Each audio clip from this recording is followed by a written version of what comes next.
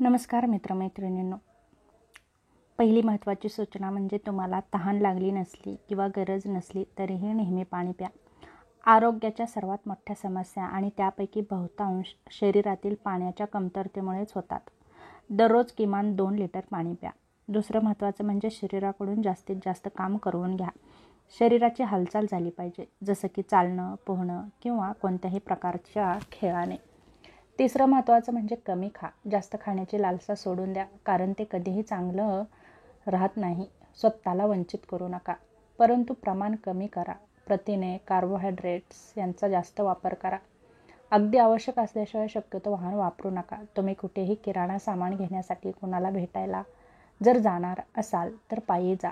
लिफ्टचा वापर शक्यतो टाळा आणि पायऱ्या चढा. दुसरं महत्त्वाचं म्हणजे राग सोडा. काळजी करणं थांबवा. गोष्टींकडे दुर्लक्ष करण्याचा प्रयत्न करा. त्रासदायक परिस्थितीत स्वतःला गुंतवू नका. ते सर्व आरोग्य खराब करतं आणि आत्म्याचे वैभव काढून घेतं. सकारात्मक लोकांशी बोला आणि त्यांचं ऐका.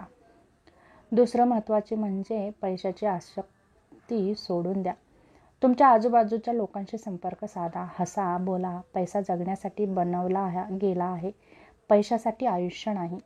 दुसरं म्हणजे स्वतःबद्दल किंवा तुम्ही जे काही साध्य करू शकले नाही अशा कोणत्याही गोष्टीबद्दल किंवा ज्या गोष्टींचा तुम्ही अवलंब करू शकत नाही त्याबद्दल कोणत्याही प्रकारचं दुःख करत बसू नका. त्याकडे दुर्लक्ष करा आणि विसरून जा.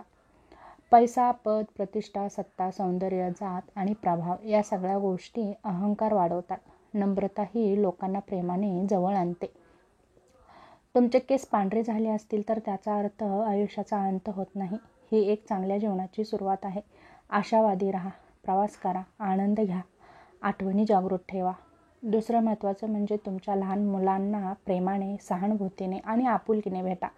काही उपहासात्मक बोलू नका. चेहऱ्यावर हसू ठेवा. तुम्ही भूतकाळात कितीही मोठे पद भूषवलं असलं तरी ते वर्तमानात विसरून जा आणि या सर्वांशी मिळून मिसळून राहा आणि आनंद देण्याचा नक्कीच प्रयत्न करा. तुम्हीही आनंदी राहा आणि कुटुंबातील इतर सदस्यांनाही आनंदी ठेवण्याचा नक्कीच प्रयत्न करत राहा.